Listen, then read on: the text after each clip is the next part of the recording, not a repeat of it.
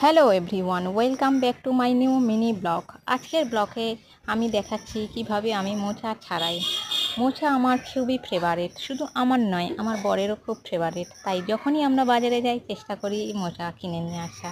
আর মোচার ডালটা তো আমাদের একদম সুস্বাদু লাগে, মানে অসাম লাগে মোচার ডালটা। তাই তোমরাও কিন্তু মোচা অবশ্যই খাবে। মোচা খাওয়া খুবই ভালো, শরীরের অনেক কিছু রোগ প্রতিরোধক ক্ষমতা সৃষ্টি করে মোচা। আর তো প্রথমে দেখেই নিয়েছো আমি কিভাবে মোচাগুলোকে আগে একটা একটা করে ছাড়িয়ে নিয়েছি। ছাড়িয়ে নিয়ে তারপরে কিন্তু আমি এইভাবে একদম মিহি গুঁড়ো করে কুচোই। তো দেখে নাও আমি কিভাবে মোচাটা কেটে নিয়েছি।